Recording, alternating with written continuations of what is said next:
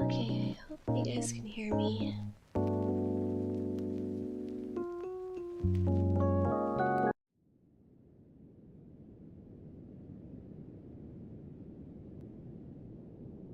Alright.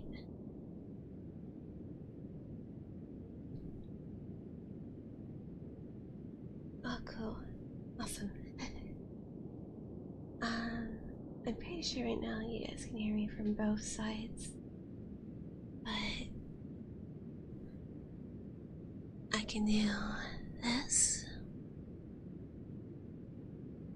and this. It does mess with my model a little bit though, because it's a really big mic, so it's blocking my face a little bit for the tracking. Also, if you guys noticed, I got a new little background for that bedtime stuff. I got it off of Etsy. It's very, very pretty, I think. So, what we're doing today is SCP reading, since I haven't done that in a long time. So, we're gonna start with SCP-10, and we're gonna slowly make our way up to SCP-19 for the night.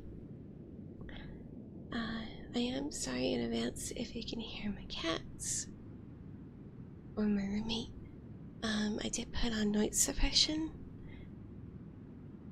However, this mic will pick up anything that is vocal related, like a cat meowing, or if I were to cough, me coughing, that sort of thing.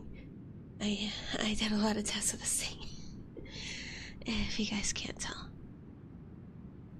Also, I did put on some brown noise to help with the whole relaxation thing. I hope that helps. If it's too loud, please let me know. Also, I don't know if you guys can hear this, but I think with the noise suppression, you guys can't really hear me messing with the ear part.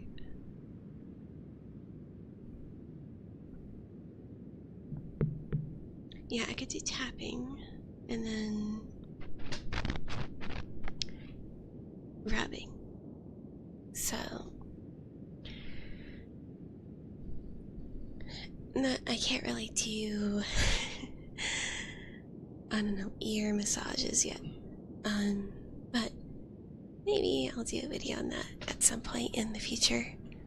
I think that would be really fun. So let's go ahead and pull up the page. Now, SCP-10, otherwise known as, let me pull it up, Colors of Control,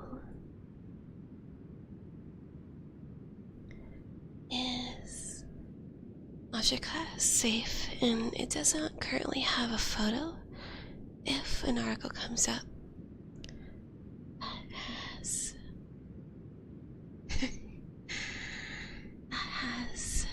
a photo, I will pull that up on the screen. I already downloaded the images in advance. So, unfortunately, I will not have subtitles as I have not figured out how to put that on automatically yet on my screen. But once I can figure that out, I'll definitely do that in future streams. Especially when I'm whispering. So, special containment procedures. The objects comprising SCP-010 are to be kept in a numbered lock boxes as Site-19. They are not to be worn except by test subjects. SCP-10 are only to be removed from storage for testing. Description: SCP-010 consists of a series of 6 apparently identical cast iron collars with numbered metal tags and 1 remote control. The control is SCP-010-1. Colors are SCP-010-2 through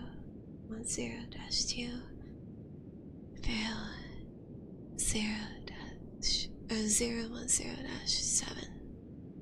The collars contain intricate electronic components and are powered by small, specifically 5mm diameter, 2mm thick, 100V batteries.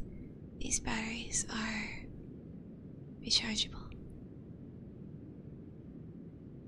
The remote is a heavy black box resembling an old-style handheld radio transmitter / receiver with a primitive blue-white cathode ray screen and a series of more than 100 unlabeled buttons, as well as a frequency tuner.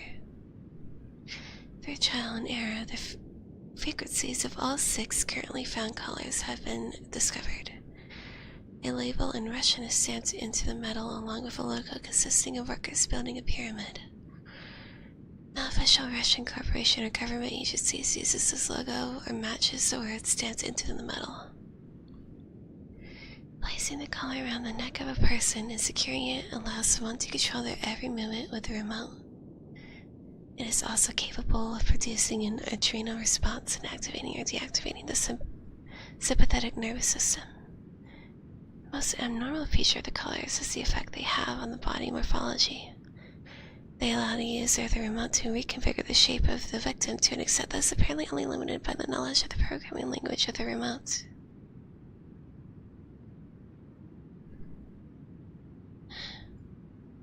Addendum 010-1 History SCP-010 was discovered in the basement of a lone man in the Midwestern United States after a local disappearance was connected to him.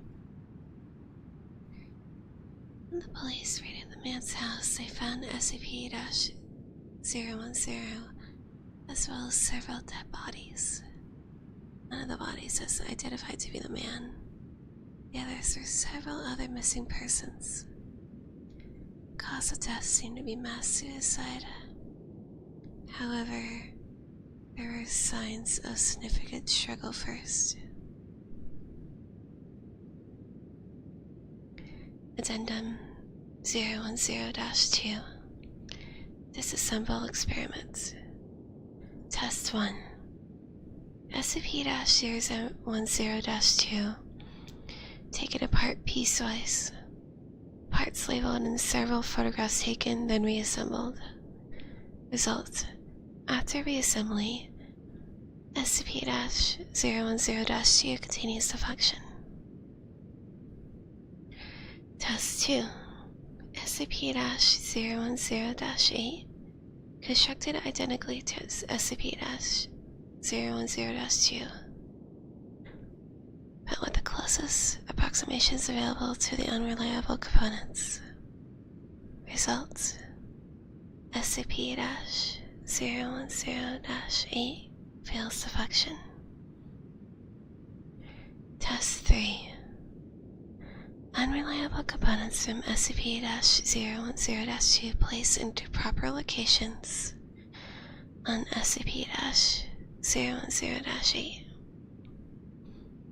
Result: SCP-010-2 ceases functioning with removal of components. SCP-010-8 begins functioning. Test 4 Components return to SCP-010-2.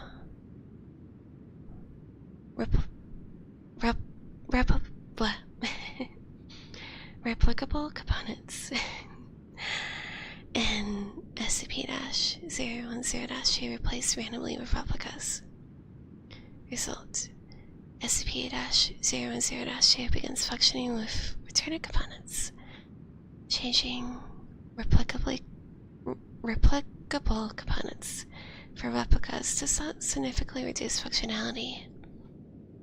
Replacement of a damaged transistor decreased time from transmission to effective SCP-010-2 response to commands entered in the remote by 12%. I'm sorry for the flubbing of my words, by the way. As this is live, I can't exactly cut that out.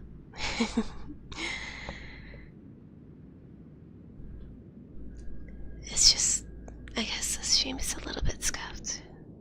Though it is a test stream, so I guess it's not that big of a deal.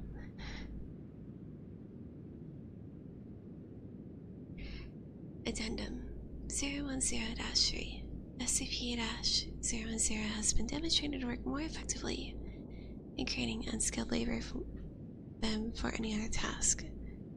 The logo is... it says ABT, but I'm not sure if that's supposed to be apartment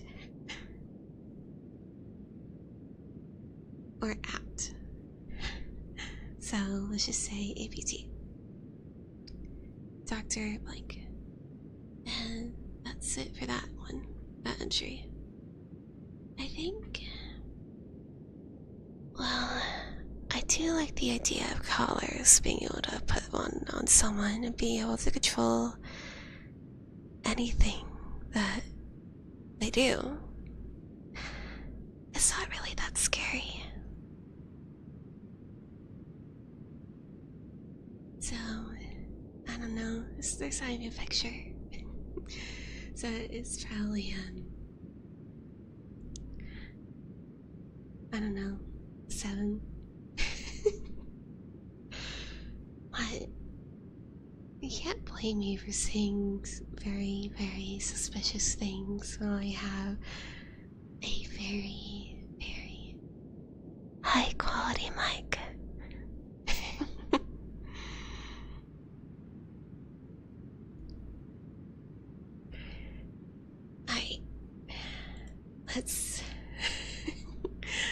Let's move on to the next one.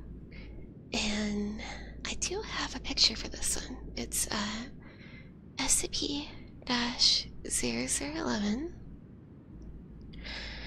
otherwise known as, and you might find this funny, Sentient Civil War Memorial Statue. Let's go ahead and pull up the picture. I had this prepared. Let's see. Yeah, that sure is a boy right there. Or really a man. Object glass. Safe. Special containment procedures. Item SCP-011 and the area surrounding it are to be cleaned once every day. For safety purposes, cleaning should start at least 30 minutes after sundown. Cleaning should always be performed by at least 2 personnel, who are also advised to keep note anything unusual about the item or the debris cleaned up. In a situation where the item cannot be cleaned for more than 2 days, local residents must be contacted and instructed not to approach the item. Containment procedures nullified 2004.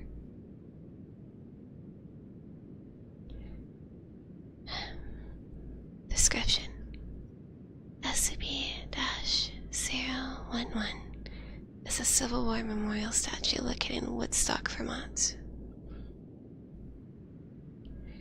The statue is an image of a young male soldier holding a musket at his side and is carved out of granite quarried within the area. Occasionally, SCP-011 has been observed lifting his musket to the sky to fire at birds which attempt to land or defecate on it. Reports detail that its movements produce soft, grinding sounds but do not cause it any structural failure. Oddly, the gunfire is very similar to that of a standard firearm, despite observations that the item only loads granite bullets and granite powder into the musket, which is also unharmed by the firing. In spite of its efforts, some fecal matter does manage to strike SCP-011 and has reportedly become distressed when it has had a large amount of feces on it. On some rare occasions, even firing at humans. This man sounds very crotchety. I can't really blame him. I wouldn't want to be pooped on either. Addendum. That is assigned to maintain SCP-011 RTC document number 011-1 for instructions. Document number 011-1 Maintenance Brief. Document Archive 2004. Accessible to personnel with security clearance 2-011 or higher. Addendum information. SCP-011's seemingly sentience has increased since the first report of activity in 1995. As of 2004, the item's containment procedures have been dropped, but it remains under constant observation. Quoted below are landmark events in its activity. Timeline: 3/12/1995. Woodstock resident reports the statue's eyes moving. First sign of activity: 9/30/1995. Statue shoots musket for the first time. 10/9/1995. Statue begins shooting birds from the sky. 1/25/1996. Registration as SCP-011. Containment procedures begin. 4/14/1997. SCP-011 observed moving casually, looking around. 5/3/2000. After caretaker blank blank juggling shouts, "Good shot" to SCP-011, the item replies, "Thank you," in a reportedly very human voice. First speech from statue. 10/22/2001. SCP-011 has conversation with caretaker blank blank. 2001. Shooting a bird stops. 2/6/2002. At a pouring of blank blank, SCP-011 steps down from his pedestal. 2003-2004. SCP-011 reaches a human level of self-awareness. 11/10/2004.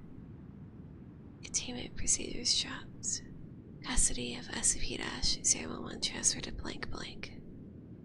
5/17/2005. Blank blank reports that SCP-011 is romantically attracted to her. Okay. And 8/29/2006. Most recent psych test reports an IQ of 133. And that's it. I didn't expect the romantically attracted to scientists bombshell I just read, but fairly funny. I liked it, but not scary. Probably another like 6.5, 7. You know, above average. I didn't hate reading it.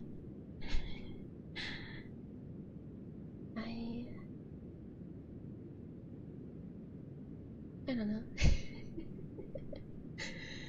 I thought I was seeing like a crouching old man statue on my way, like walking down the park or something. And him pointing at me, going like, "Don't walk on my lawn" or something. I find that really hilarious. Alright. Let's go ahead and pull the next entry up. It should be SCP-012. And its title is A Bad Composition, whatever that means.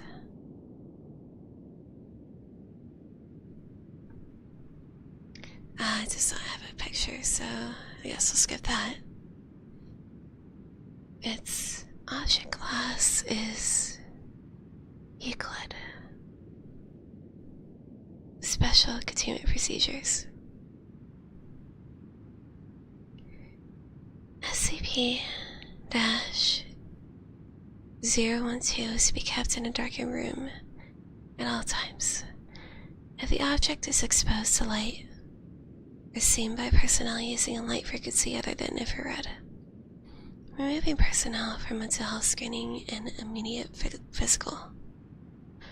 Object is to be encased in an iron shielded box suspended from the ceiling with a minimum clearance of 2.5 meters. Otherwise known as 8 feet from the floor, walls, and any openings.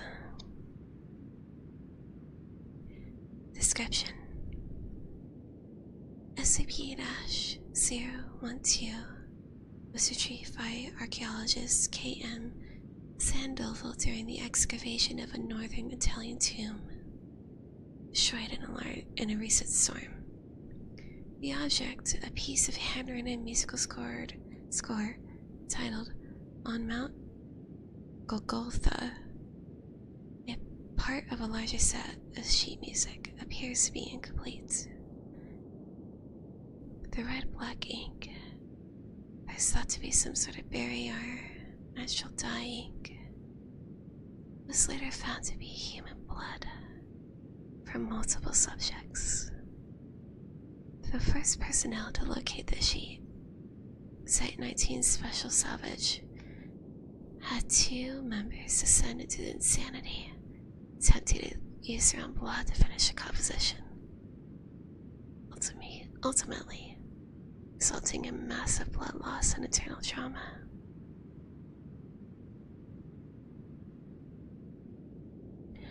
Following initial investigations, multiple test subjects were allowed to access the score. In every case, subjects mutilated themselves in order to use their own blood to finish a piece, resulting in subsequent symptoms of psychosis and massive trauma. Those subjects who managed to finish a section of the piece immediately committed suicide, declaring the piece to be impossible to complete. Attempts to perform the music have resulted in a disagreeable cacophony, with each instrument apart having no correlation or harmony with the other instruments. That's it. That's the entry. It's a little bit creepier than the other ones, especially the last one. But it's really short and didn't really have a whole lot of creep factor to it, or scary factor. I feel like quarter talk, I guess, but if it actually hurt themselves to continue writing it, I don't know. I ended like a 6, 5.8 maybe. That wasn't that great of an entry, you know. Let's see what the next one is. SCP-013. It's called Blue Lady Cigarettes.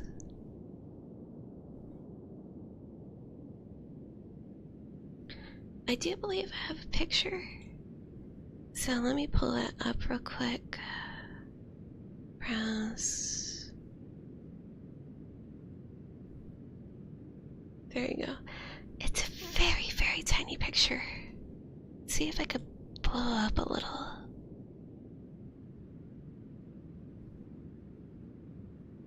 Yeah, that's a cigarette with Blue Lady on it. I feel like that was made in like Blender or something.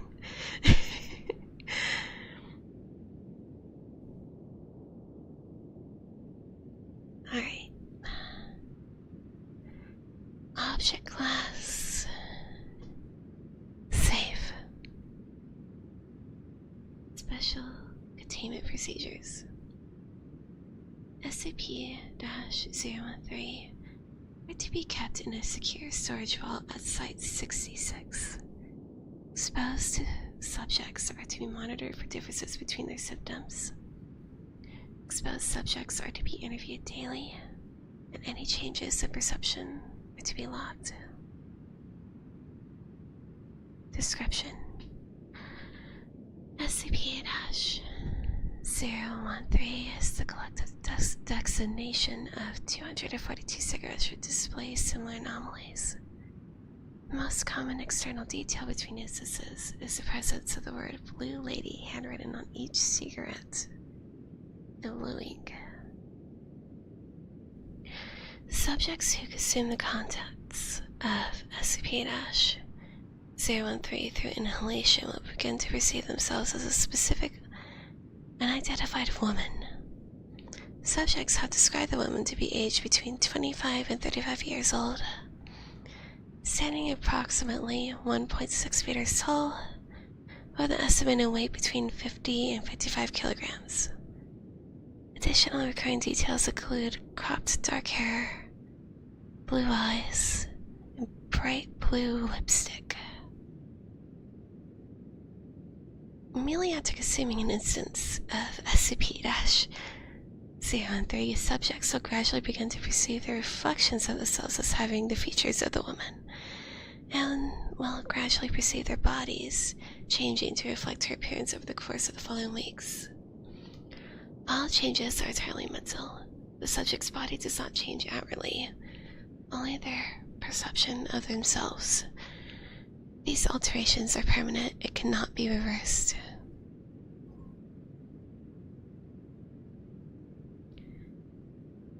SCP-013 was discovered after the suicide of an Ian Mills. Packed in a large cardboard crate in his apartment, a cursory search of the apartment uncovered several hundred sketches of a figure strongly resembling the one perceived while under 013's effect.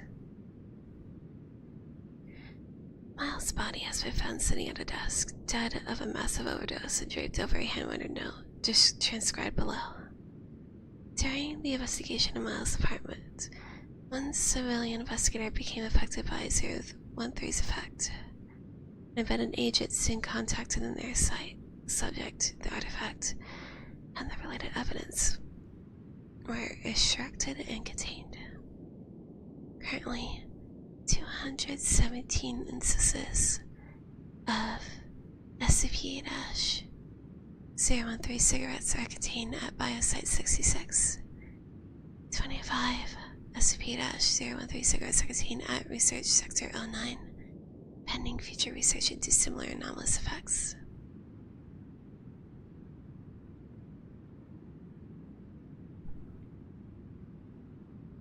Addendum. Below is a note which was acquired along with SCP-013. I see her everywhere. That sad blue lady.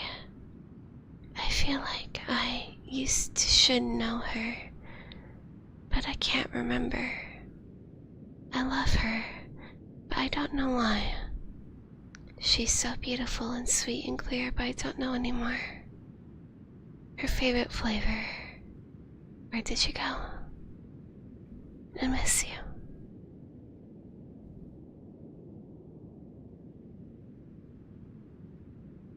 That's it.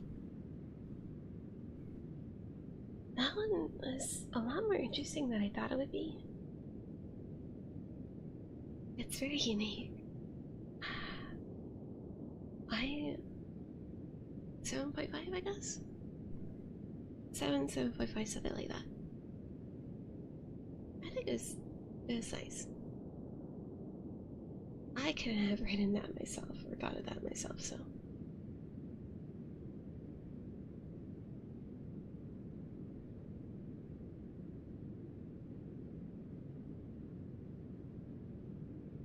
I'm gonna go ahead and quickly drink a little bit of water and also get the next picture up on the screen. So give me 1 second.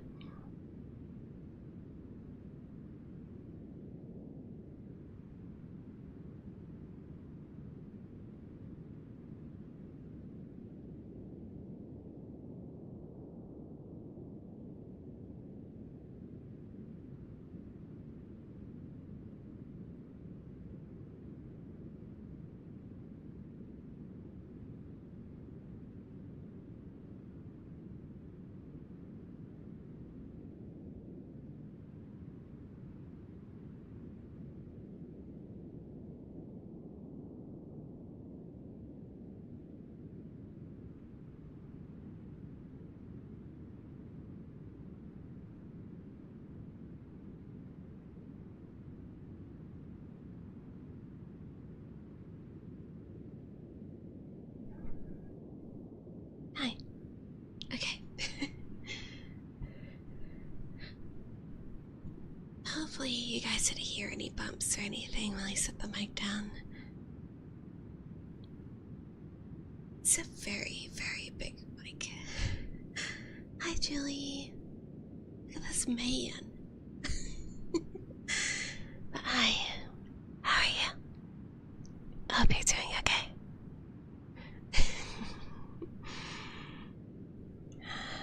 Alright, let's move the right here works. The next one is called the Concrete Man. Item number SCP-014.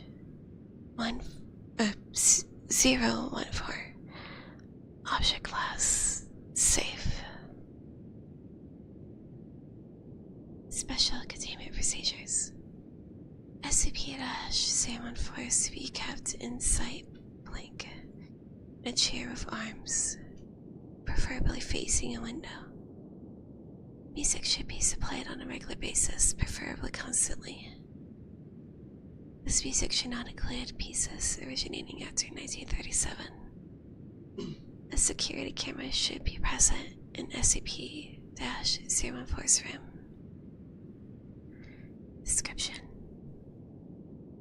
SCP-014 is a Caucasian male, appearing to be approximately 30 years of age. Black hair, brown eyes, and a somewhat round face. Records indicate his name to be Robert Shepard.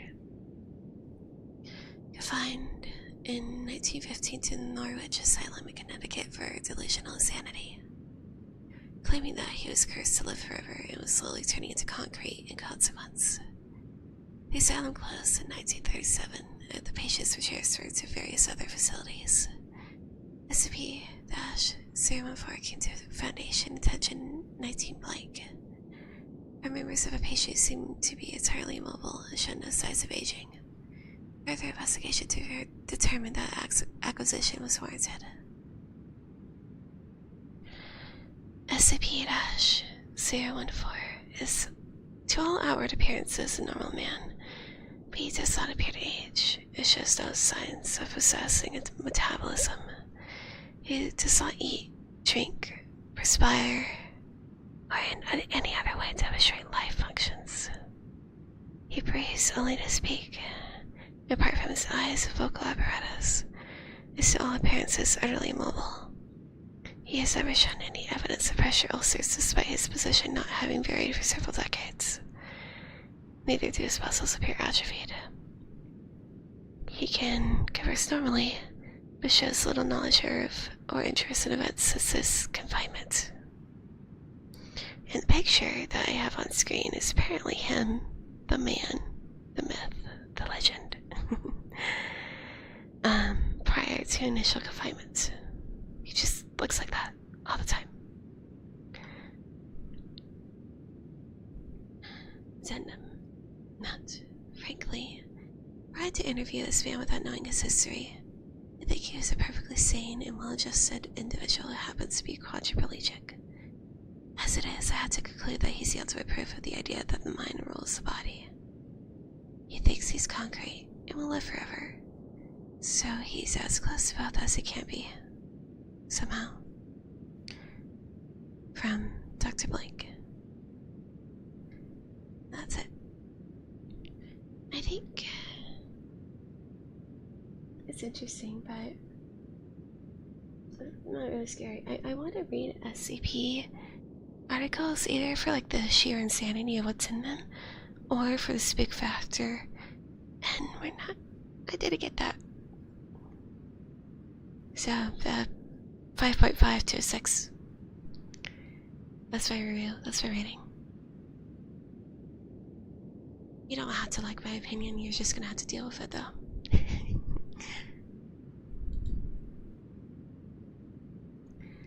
Alright, let me get SCP-15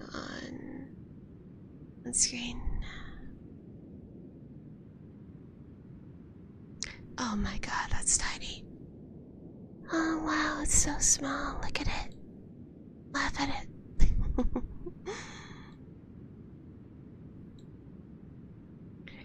I have to like magnify to 10-fold to even see it.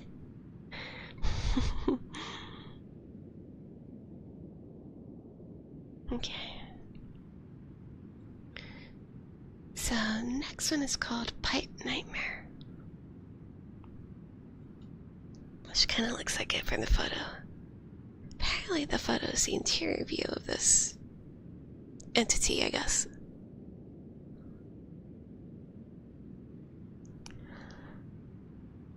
Object class, Euclid. Special containment procedures. SCP-015 is impossible to move and is contained on site. A gap of at least 2 meters, otherwise known as 6 feet, needs to be maintained around the entire structure containing SCP-015 at all times. And no structures of any kind are to be made contact of SCP-015's current containment structure. Exploration is permissible, but only in teams of 3 with full safety lines and GPS tracking. Any protrusions from SCP-015 must be capped and sealed immediately, with a new site recorded and logged. No aggressive action is to be made within SCP-015. No hand-powered tools are allowed anywhere inside SCP-015. No repairs or maintenance are to be made anywhere on SCP-015.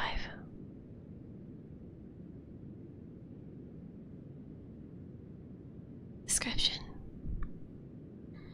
SCP-015 is a mass of pipes, vents, spoilers, and other various plumbing apparatus completely filling a warehouse in blank.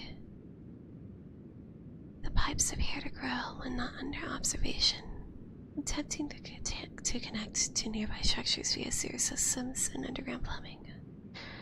SCP-015 contains, at current estimate, over 190 kilometers, others known as 120 miles, pipes, ranging in diameter from 2.5 centimeters to over 1 meter.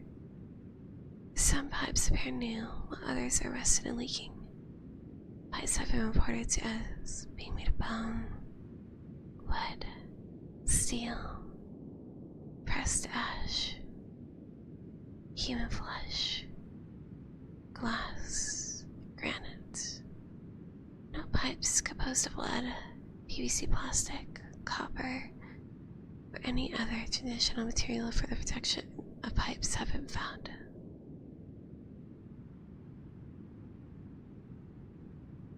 SCP-015 reacts to tools and aggression. Any person acting violently, carrying tools, or attempting to damage or repair SCP-015 in any way will trigger a reaction.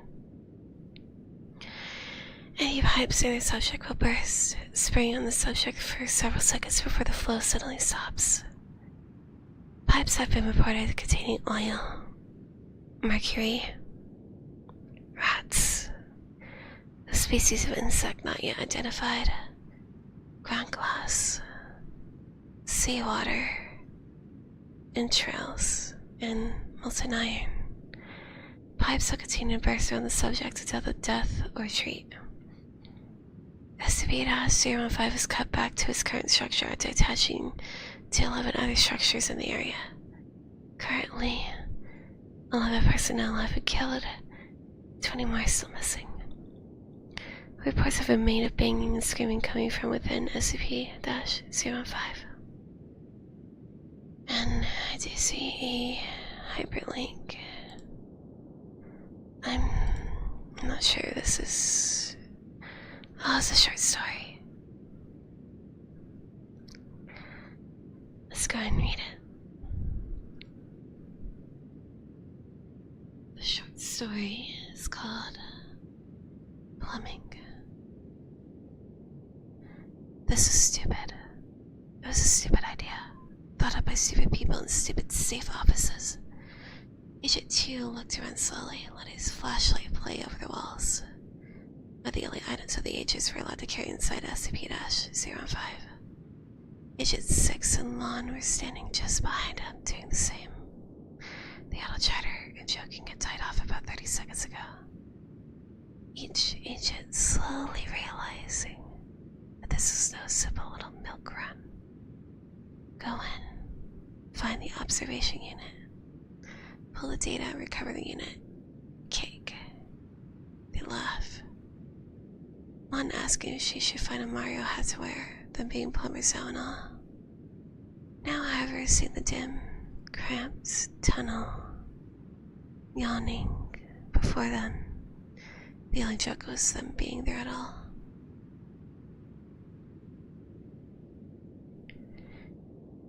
Two stepped forward, slowly fixing his flashlight on the ground. There's a hard mat of pipes, more or less level with the floor. A few small tubes stuck up here and there, sticking around like tree roots, or suddenly turning up in the middle of the floor like a pillar. The walls, the ceiling, every inch of the original structure is cut in pipes. Some researcher who led them up to the main door said that there wasn't anything left of the old warehouse really except for the outer shell. He pushed away the whole line of the lot, woodenly following the pre-mapped course they had to memorize, stepping around a pillar of tightly woven hair, the glossy surface steaming gently. 6 plodded along, taking the wheel, keeping a close eye on 2 and Lon. Skittish kids. Lon was jumping at every sound. And 2 looked like he was ready to drop and run if he saw so much as a mouse. Kids. He stepped in the dark, playing his light forward, smelling heat, sewage, and God knows what else. They needed a good military hand to lead them. But Dan to 6 was going to mollycoddle grown adults who were going to jump at shadows. Going to get this goddamn job done. And get the and get the hell back out. Sorry. Fuck that bullshit SCP slip. They're just security blankets for eggheads and flakes. Semi-sentient my ass. They just didn't want people to do their pet whores. He wanted to get out of this dripping nightmare. He's going to get this mission done with or without them.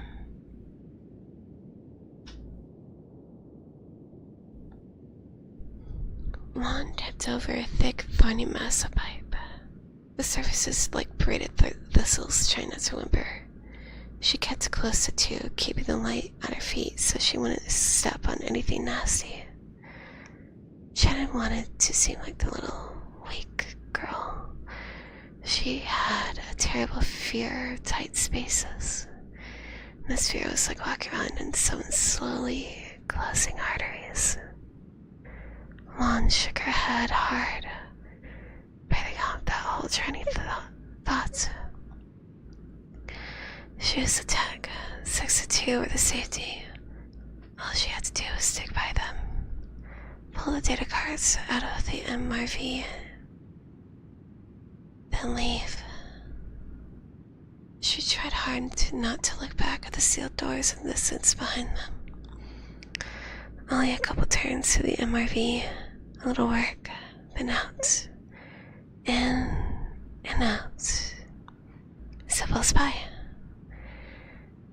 She ignored a softly throbbing pipe of leathery flesh near her arm with a focus that was almost physical.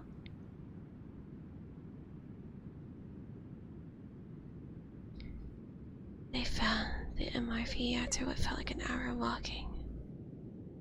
It was hard to keep your bearings. The rapid growth of the pipes have cramped some areas down to crawlways, stalled others into random claustrophobic mazes. 6 had nearly gotten stuck twice and hadn't looked like he was about to murder Lon when she made a comment relating to Winnie the Pooh. Lon was talking again at least, but it was brittle. Whistle in the front at the graveyard chatter. 2 kept trying to follow the directions, but even with them being less than a week old, they're a little more than a guideline.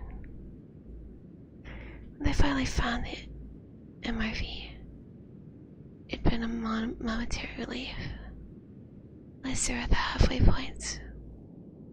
Then I look at it in the lights.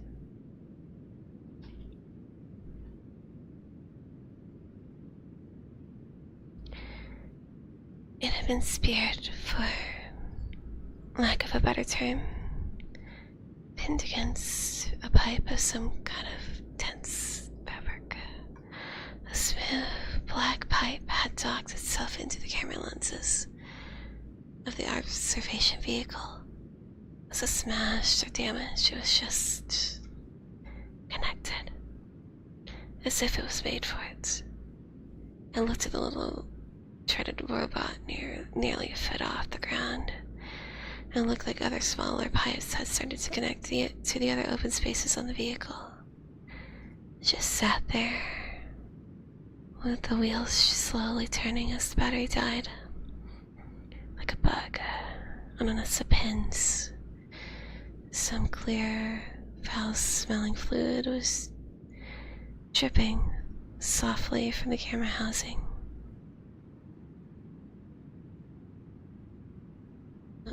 Well, Tu's voice echoed in the dark, a monument to pointless speech.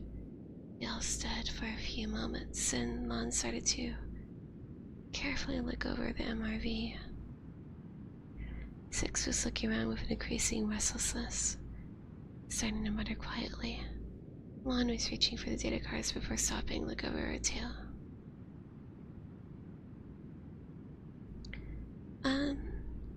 Two, since it's gone into the MRV, do you think it counts? What do you mean, counts? Tia kept the light on her in the machine. It hissed a steam behind him, making him flinch. I mean, as damaging 0 and 5. If I take out the data cards, do you think it will react? The two looked around slowly, his light shining along the floor. A pipe as wide as a car, seemingly made out of compacted lint. This suddenly seems like a bad... Oh, shut the fuck up. Both agents turned to stare at Six. He stepped up to the MRV, flexing his hands and reaching into his coat with one hand. The other pushed Lon away, none too stiffly. Move it. Reaction, for fuck's sake. They just say that shit to fuck with people and keep their toys safe. Just a bunch of weird pipes. Beginning and end. There. Maybe I gross or whatever, but the damn thing sure as shit is going to take offense to people. I'm grabbing this goddamn thing and we're getting out of here. As he spoke, he stepped forward, flipping open the data port cover. More of the clear, scummy liquid had pooled inside. The other two agents froze, staring in a shock at the moment. The building seemed to do so as well. The whispered sounds of wetting steam, sliding materials, and soft pinging had all stopped. The heartbeat in Lon's ears sounded like gunshots. The two started forward, reaching for Six. Now's a good time to read that comment. It's 2 p.m. in the afternoon and I'm ready to be knocked out to sleep. Well, you guys take a small nap if you want. Alright, let's continue. Jesus, Six, what the fuck are... Six ignored him, slipping out the thin data cards. It felt like old, nasty water over them. Bad, but they were built to resist it. He slipped them out, then put the bundle in his pocket. He prodded around the edge of the camera lens, shifting the MRV a bit, trying to see if it would work free. Miss Two and Lon backed away slowly, the silence around them seeming to crush inward. Six gave up, turning away from the helplessly trapped MRV and shining his light on the two white-faced agents. Ah, fucking kids. I don't know how you guys survive. The pipe under him opened with a soft sound of tearing felt. Two and Lon didn't even have time to react before he slid into the widening gap up to his armpits. Started screaming horribly. Six's flashlight lit tumbling away as the two agents, galvanized by the big man's wretched screaming, ran to help him. Lots of heat and light was pouring up from under the man as the two agents grabbed his arms to look down. Submerged in a mass of thickly flowing molten glass. His clothes had already started to smolder and burn.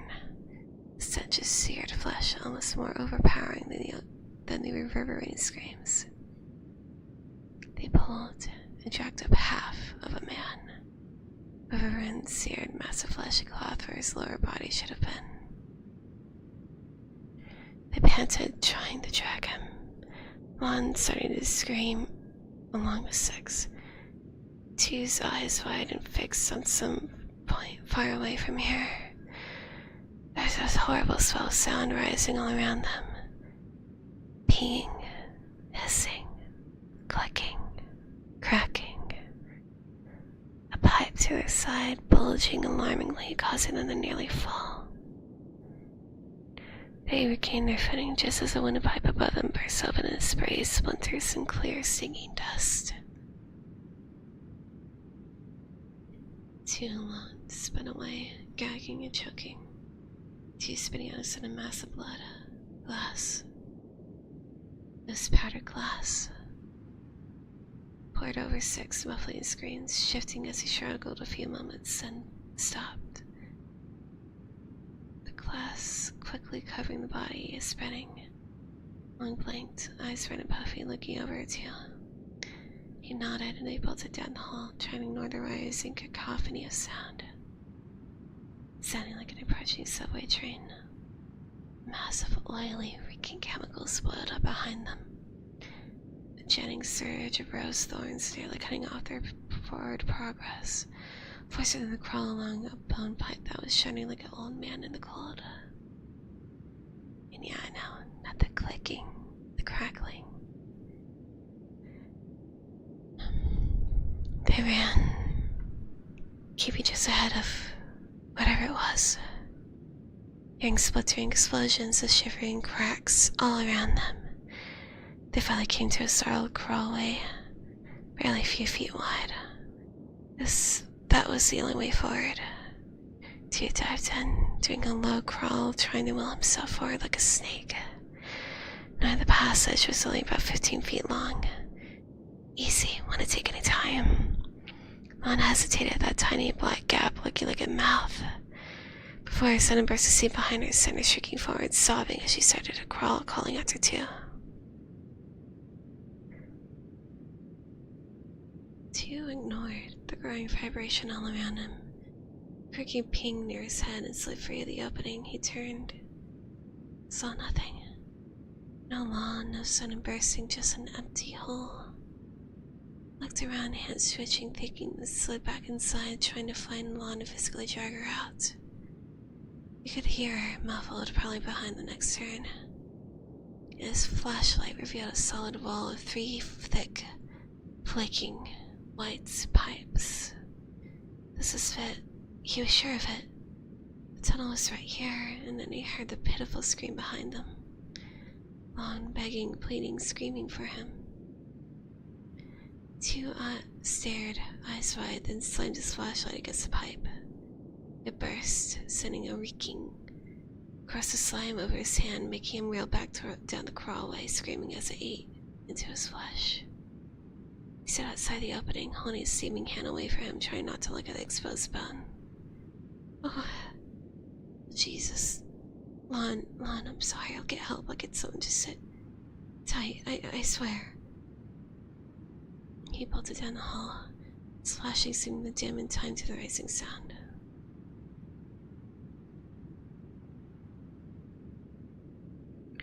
Lon panted, screaming for 2, hearing the heart beating on the other side of the pipe and the sudden shrieking retreat. She sobbed, her whole body shaking, and slowly started to work her way backward, crawling on her belly, crying as she muttered some half-remembered prayer. When her feet pushed against the solid wall of pipe, she could even muster a fresh scream. She was trapped, a space not much bigger than a coffin. Helpless, she sobbed, face on the ground of warm, fuzzy pipes, and noticed the silence. Aside from her cries, there was nothing. No peeing, no cracks or explosions. Nothing. She raised her head in the barely illuminated dark, looking around. She was alive, was calming down. They'd come for her. 2 would get help. She was getting out of here. She fought back her growing claustrophobia, looking along the walls. She noticed a small gap at the ceiling and started shifting to get a better look, twisting back and finding only the open end of a pipe. Lon sagged back, closing her eyes, tears streaking down her face. The first sticky drips she simply assumed were the same tears. Then one fell in her mouth, and it was sweet. She opened her eyes and saw a thick, quivering mass of amber goo splatter from the mouth of the pipe, coating her in the floor as it surged out. She coughed, shifting back. It was honey. Honey, or something like it. At least it was a molten lead or acid. Then she saw the level rising. It was draining. The pipes were packed too close. She looked around her tiny chamber with a horror rising much faster than the honey oozing up her sides. Lon beat on the walls, the floor, the ceiling, trying to block the pipe with her hands.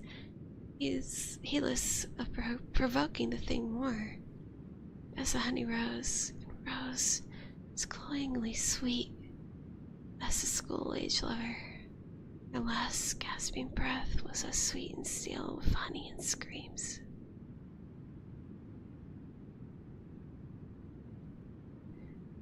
Tear ran, totally lost now, his flashlight dimming it by the moment. The sound of crackling, bursting pipes starting to trail off. Maybe it was done, finally. 015 was protective, but it didn't seem vengeful. People had gotten hurt before and gotten out fine. Yeah, it's pretty unique. It happened.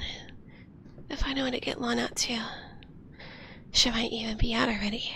Just found another way to get around the blockage. That's probably it. She was out of the stupid place. 6 was a shame, but why had that lunatic open the case? What the hell had possessed him? He was so musing on this when he tripped over an unseen pipe in the dark around his feet. He pitched forward, yelping a half-surprised, half-terrified bark as he went sprawling. He should have went sprawling. Instead, he fell past the floor to a yawning, open pit of pipe. The slick, oozing sides plunging down at a sharp angle. He screamed, trying to grab something to stop or slow himself. But the walls were oozing it thick. The sound slide gaining speed. His dimming flashlight showing seemingly endless tunnels stretching off below him. He slid, a scum of sticking smooth ooze sticking to his clothes and skin. The tube twisted, baking him up against the wall as he followed it. His flashlight jittering and starting to flicker. Panic slammed down like a fist. Two grabbing the light and trying to keep it still, pleading with it, staring at the lamp bulb as it dimmed more and more. A searching moment that flickered out, the darkness pressing into his eyes like cloth. The agent slipping down faster and faster, screaming until he was hoarse, screaming until his throat bled, screaming as he passed well beyond the physical boundaries of that tangled web of pipes. Days later, when his skin started to shred off, it was almost welcome. SCP-015 Recovery Report. Agent 2, MIA. Agent 6, MIA. Agent Lon, MIA. MRV-889236 status, unrecovered. Data team non-vital in light of lost staff. SCP-005 classification level review suggested. Jesus Christ.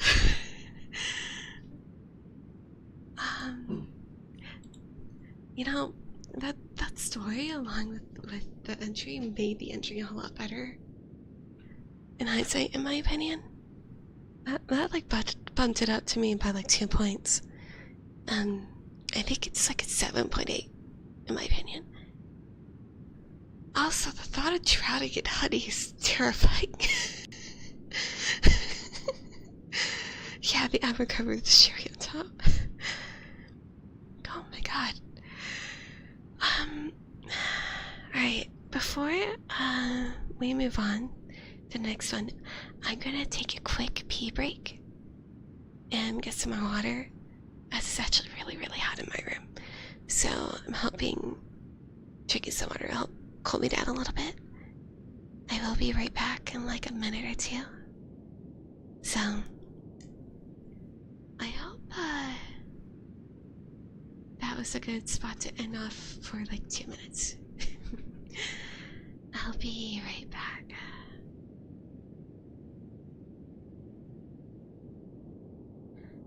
Sounds good. I'm like halfway done, so once you're ready for the VOD, I think you'll probably have another like hour or so of content.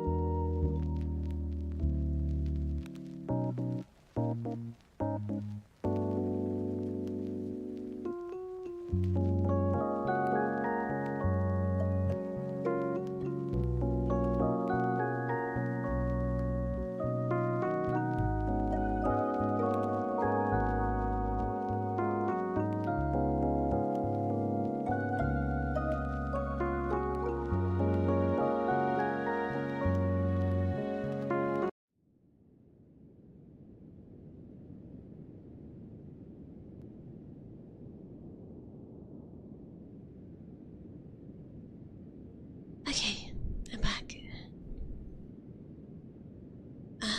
Let's go ahead and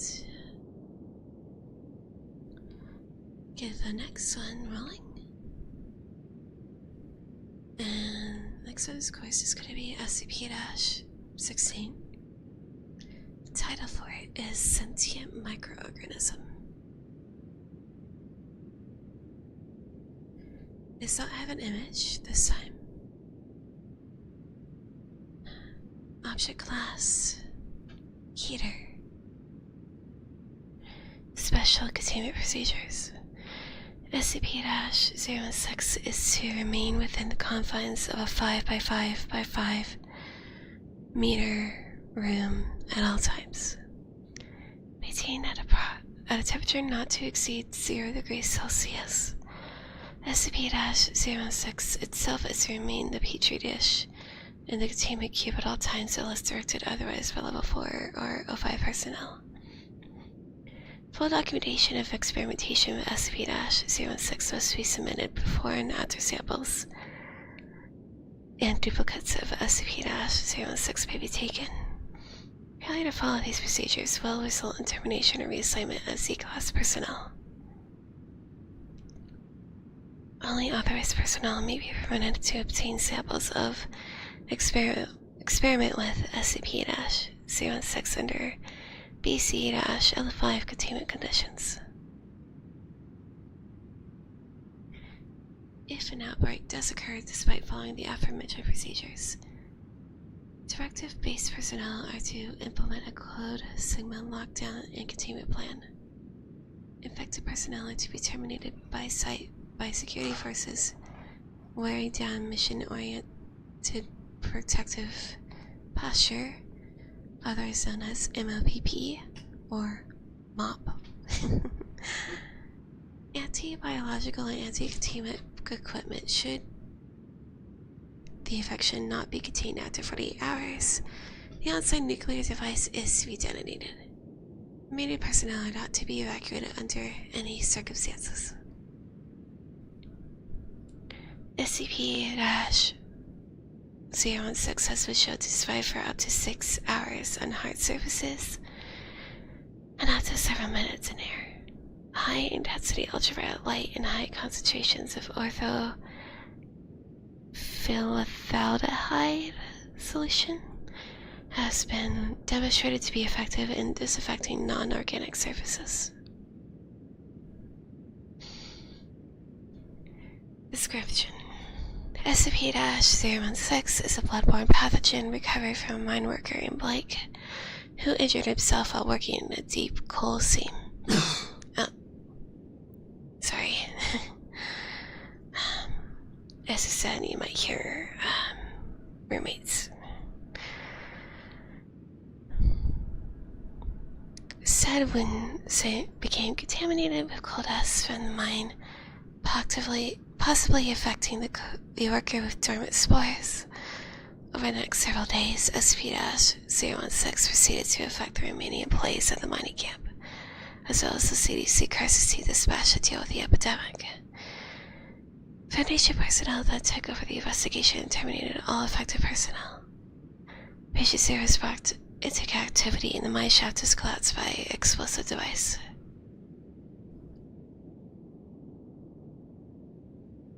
SCP-016 has an incubation period ranging from 24 hours to 2 years, depending on the presence and number of other human hosts in the area. First symptoms resemble the common cold, include itchy eyes, runny nose, coughing, and bodily aches. Phase 2 begins at 48 hours and consists of a controlled form of hemorrhagic fever, as the organism causes a small amount of blood to come aspirated in the lungs, creating an aerosol effect. During Phase 3, the host crashes and bleeds out, bleeding profusely from every bodily orifice, including the nose, tear ducts, anus, skin pores, mouth, urethra, and, in case of females, vagina. Blood pressure skyrockets during the final stage. Hosts have been observed projectile vomiting blood to distance of over 5 meters.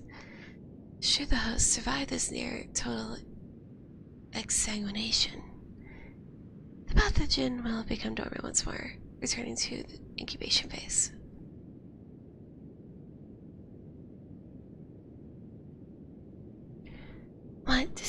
distinguishes SCP-016 from other strains of hemorrhagic fever such as Ebola and Marburg is its unusual response to high stress.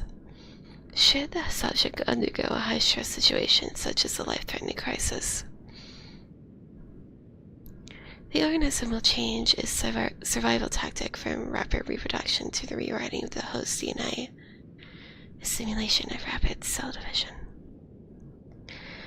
Major physiological changes occur within the first 24 hours, with complete bodily reconstruction occurring within 2 weeks' time. Most hosts do not survive the process due to heavy demands made on the body. An interesting side effect of the transformation is an increased aggressive urge. It is believed that this may be an attempt to maximize the spread of the virus in a manner similar to rabies. On another note, subjects who undergo bodily transformation no longer appear to exhibit SCP-016's hemorrhagic properties. However, the subjects infected by transformed hosts will still undergo the normal SCP-016 infection process.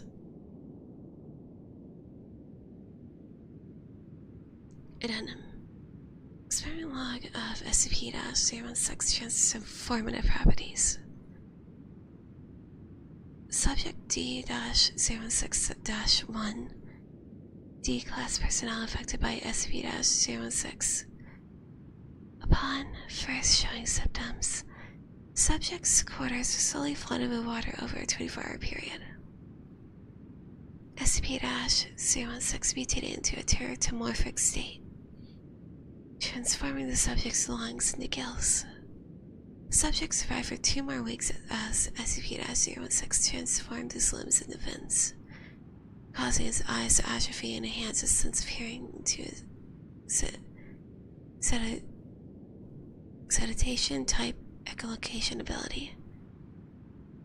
Subject was terminated by draining all the water from his quarters, causing it to asphyxiate. Body was subsequently cremated without autopsy. Subject D-016-2 D-Class personnel infected by SCP-016. Upon first showing symptoms, subject's quarters were slowly flooded with water over a 24-hour period. SCP-016 mutated into a teratomorphic state, causing the subject to undergo rapid muscular growth, increased bone growth on knuckles. Subject then attempted to escape from confinement by punching through the reinforced steel door. Subject was not successful and died by drowning. Now, same situation. 2 different responses. Interesting. Dr. Blank. Subject D-016-3 D-Class personnel infected by SCP-016. Subject was previously a chemical engineer who poisoned his wife upon discovering her adultery. Upon first showing symptoms, subject's quarters were slowly flooded with water over a 24-hour period. SCP-016 mutated into a teratomorphic state, causing the subject to grow an unusual organ on his chest, consisting of a chamber and 2 separate tubes. Organ continued to take in water as well in size until Foundation personnel, realizing what SCP-016 may be attempting, terminated the subject by gunshot. Organ was found to contain several gas sacs filled with, I think that's pronounced acetylene gas and oxygen. Subject D-016-4 D-Class personnel infected by SCP-016. Subject was told to concentrate on forming wings. No stress applied. Subject -016 did not mutate into teratomorphic state. Subject died on exsanguination during phase 3.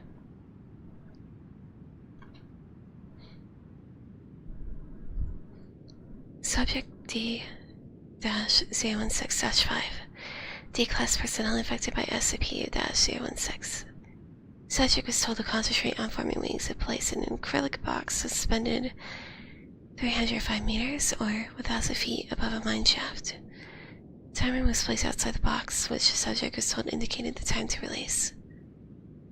SCP-016 mutated into a teratomorphic state, causing subject to grow a tentacle-like organ on its left wrist, similar to a spider's spinnerets. The subject extended said organ through one of the box's air holes and extruded a strong, silk-like substance, which then used to secure the box to the keel. Subject was terminated when the countdown reached 0 and the bomb detonated. Footnotes. 1. Due to their similarities as fatal contagions that simulate the production of excess organs, a possible link to SCP-1801 is under investigation. And that's it. I do think it's very interesting. It's more interesting than like the zombie virus from... God, I don't even remember the number date, but you know what I mean. Though it wasn't really that scary. Let's say like a 6.8. Or like 6.7. Wasn't bad. Interesting. Wasn't like amazing either. Give me 1 second as I drink a little bit of water.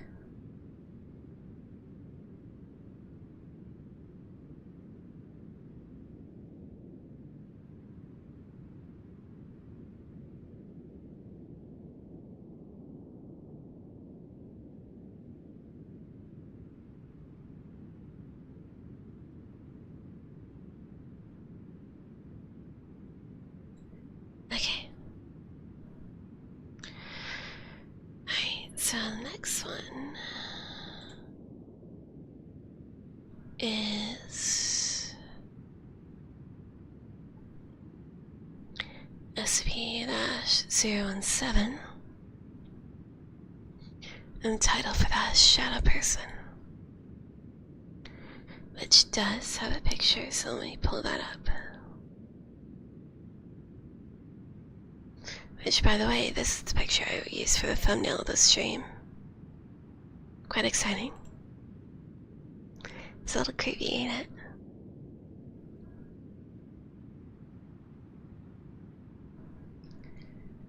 Right. Object class, Keter. Special containment procedures. SCP-017 is contained in an acrylic glass cage. 100 centimeters by 50 centimeters by 50 centimeters. Generally suspended in a concrete room measuring 6 meters by 6 meters by 4 meters. Attached to the walls, ceiling, and floor of the room are high-intensity arc lamp spotlights pointed directly at the acrylic cage. To ensure that SCP-017 is constantly exposed to light from every angle. Personnel assigned to SCP-017 control room are to monitor the functionality of the spotlights, and the emergency generator system will call for maintenance immediately upon knowledge of a burnt-out lamp or an issue with the generator. The only circumstance under which a personnel allowed entrance is to replace lamps. Personnel enter the room are required to wear the designated full-body reflective suits. Must be cautioned not to step in front of the functional spotlights. And the picture is apparently file footage of the SCP. Description. SCP-017 is humanoid figure, approximately 80 centimeters in height, anatomically similar to a small child, but with no discernible identifying features. SCP-017 seems to be composed of a shadowy, smoke-like shroud. No attempt to find any object beneath the shroud has been successful, but the possibility has not been ruled out. SCP-017's reaction to shadows cast upon it is immediate and swift. SCP-017 leaps at the object casting the shadow. It completely closes it in its shroud, whereupon it returns to its normal size, leaving no trace of the object behind. Additional notes. Personnel obtained clearance or higher should also see document number 017-1. don't believe I have access to that, so I guess we'll skip that for now, unfortunately. Aside from that though, I think that was, you know, simple to the point. You know, look, it's a shadow child that will eat you. 7. Simple. Alright. The next one is SCP-018, and the title is Super Bowl. And let me go ahead and pull up a picture for that. It's a little big, so I'm gonna make that a little smaller.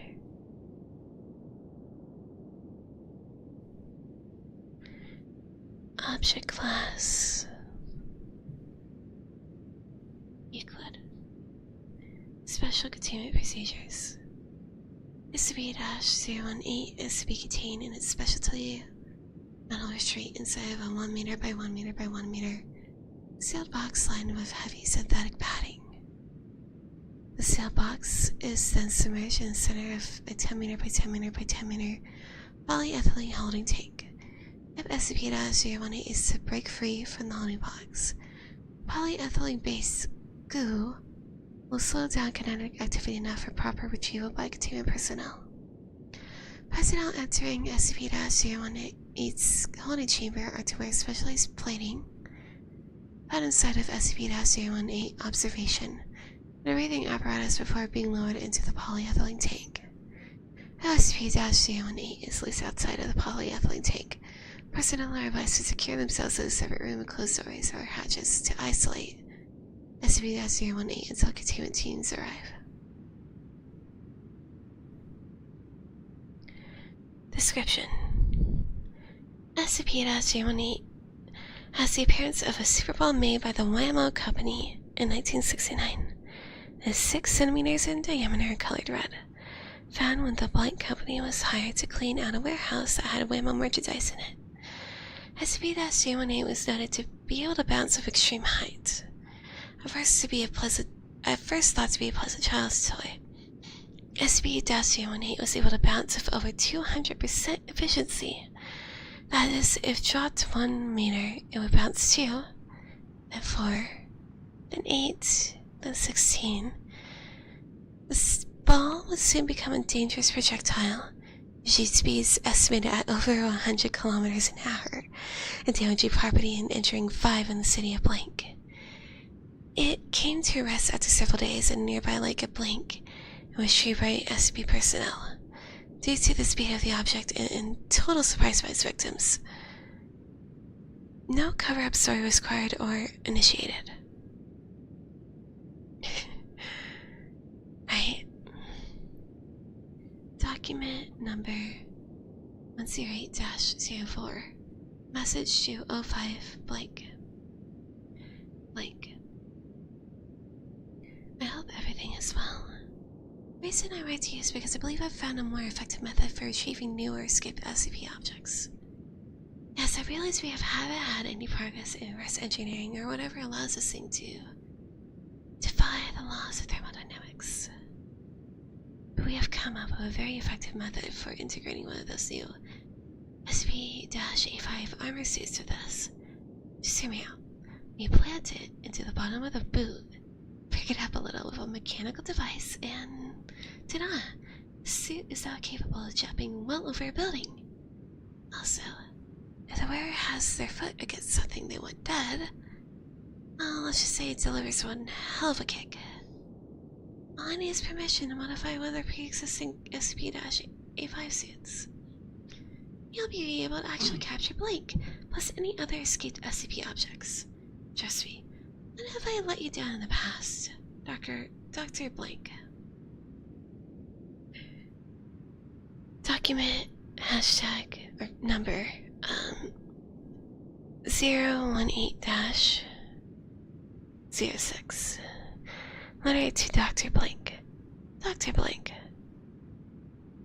Upon Upon assessment, Agent Blake was issued your modified SCP-A5 armor for achieving SCP Blank, and the results are mixed. Agent Blank was able to place the blank collar on SCP Blank, chase it through the Amazon, and restrain it by dismemberment. However, due to a malfunction of your little mechanical device, it slashed almost a mile into the air and severed 2 broken legs, 7 broken ribs, a missing arm, and a skull fracture upon hitting the water of Lake Blank on the way back down. You'll fix that before I authorize your armor for common use. Document number 018-11. Message 05 Blank. Blank, don't worry, it's fixed, but I have some more ideas.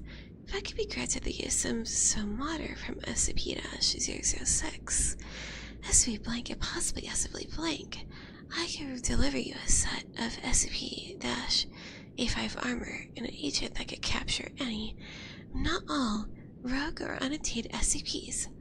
All I'm waiting on is your approval. I like that. That like little conversation is great. The ball itself, I mean, it is what it says on the tin. It's a super ball. 6.4. It's good. It's alright. Pretty funny. Alright, let's go and get to the last one for the night, which is SCP-019,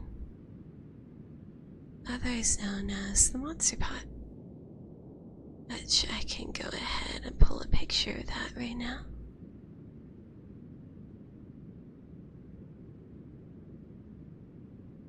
Oh, looks like ancient Greek in origin. I wonder what museum they took that picture from. Sorry. Let's go and get started. Object Class Keter. Special Containment Procedures. SCP-019 is to be kept on a wide crate in a 3x3x4 meter reinforced concrete room installed with an incinerator. The room is to be kept at 0 degrees Celsius when the incinerator is not activated. Observation chamber separated by a plate glass windows to be used for constant observation of SCP-019. And if when specimens of SCP-019-2 are observed, the incinerator is to be activated. In the event of an outbreak of SCP-019-2, ordinary firearms are successful in terminating individual specimens, though in cases of a swarm-level outbreak, flamethrowers may be more effective. SCP-019 should be kept in a vertical position at all times. Give me a second, let me drink some water.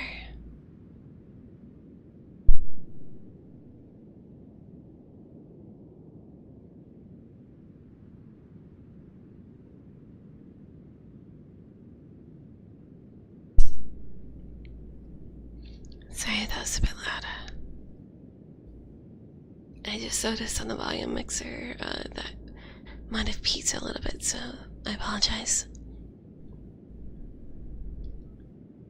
Description. SCP-019 appears to be a very large ceramic vase, 1.8 meters in diameter and at the mouth and 2.4 meters high. Style and decoration indicate it was occurred in classical Greece, although conclusive dating is impossible, as the surface is hardly unbreakable by any unknown means. If a successful method is discovered, SCP-019 is to be destroyed with prejudice. Periodically, entities emerge from SCP-019. Collectively, these are known as SCP-019-2. And let me go ahead and pull up a picture of that as well. It's a lovely little blurry, bald cat. Or at least that's a form of one of the monsters that it creates. The entities vary in many aspects, but tend to be small, vaguely humanoid, though they may have animaloid features. Extremely hostile. They often choose to attack with teeth or claws, although fairly delicate. Also, surprisingly flammable. They are reasonably strong and pose a considerable threat in large numbers. When kept at 0 degrees Celsius until they at rest, entities will emerge from SCP-019 at a rate of approximately 1 entity per hour. The following traits are known to affect SCP-019-2's manifestation rate.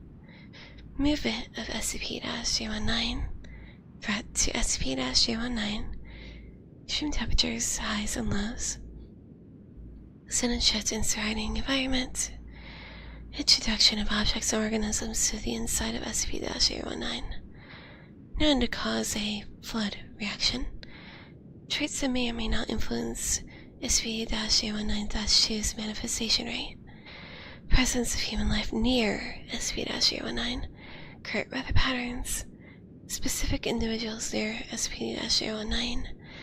Some individuals seem to affect SCP-019's emergence rate more drastically than others. In addition, tipping or tilting SCP-019 would create a reaction as though it was previously filled with SCP-019-2 specimens. Although viewers looking into SCP-019 from above will merely observe a dark hole, due to the production rates of SCP-019-2 when the object is disturbed, measurement of the internal cavity is difficult, but it's suspected to be inconsistent with the outside measurements. Addendum. Document SCP-019-2-8.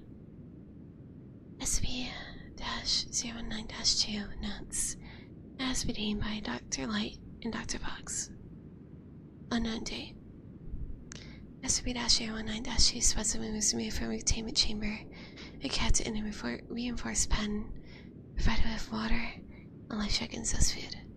Specimen made quiet, continuous, garbled vocalizations, determined to be phonetically similar to ancient Hellenic languages, although the reason for this is unknown. Specimens are still thought to be no more intelligent than animals. The specimen lived for less than 48 hours, and a dissection revealed anatomy consistent on its cellular level of normal biology, but with an extremely unstable musculoskeletal structure. Other notable anomalies include an unstable respiratory system, nearly non-existent digestive tract, virtually no other internal organs. All other captured specimens have followed similar patterns of behavior and demise. Note: it appears that SCP-019-2 specimens were not intended to live for minimal amounts of time outside of SCP-019. Dr. Fox. Unknown time. Unknown date. Containment unit was slightly damaged following prolonged exposure to SCP-019-2 specimen, missed by the monitoring team because of partial transparency. This has not been known in an SCP-019-2 before. Monitoring teams will continue to report further anomalies. Unknown date. Monitoring teams report some specimens of SCP-019-2 now appear to be significantly more resistant to incineration than others. It is hypothesized that this is a defense mechanism on the part of SCP-019. Unknown date. Most specimens of SCP-019-2 are now all but entirely resistant to the effects of the incinerator. Placement of incinerator with an acid bath is being considered. Evolution of SCP-019-2 is being studied, and may be evidence of sentience in SCP-019. That's it. It's interesting. It's certainly like a classic SCP. I would give it like a 6.9. It's pretty good. unfortunately, that's all the time I have left for tonight. I do plan on doing another stream soon. I'm thinking not tomorrow, but the day after tomorrow, if I can, if I have the time. Do you know, I did get a couple of games as gifts recently because it was my birthday a couple of days ago. I turned good old 26,000 years old, you know. Eldritch Bunny God. What can you do? I'm so old. But that was why I was kind of gone for a few days, because I got to go on a vacation. I got to see the ocean for the first time. That's great. So the game I'm gonna be playing next, I'm not gonna be doing another ASMR stream. I'll be doing a game stream, so you have to deal with my shitty mic. My shitty other mic for the time being, as I do not have a mic stand for this one. It's really awkward to use this for normal gaming, unfortunately. But the games that I have in mind to play is one, a game called Guards that was gifted that, or what it sounded like, is you play as medieval guards and you are mean to peasants. Like proof of police brutality simulator, basically, but medieval. And my friend swears by the fact that it's fun as shit, so I'm gonna try it. Next game I have is Coffee Talk, which is kind of like Valhalla, but instead of alcohol, it's coffee, and instead of it being sci-fi, it's fantasy, like D&D races and whatnot. If I don't do either of those, I would like to actually finish Valhalla. I'm probably going to do a replay stream of it at some point.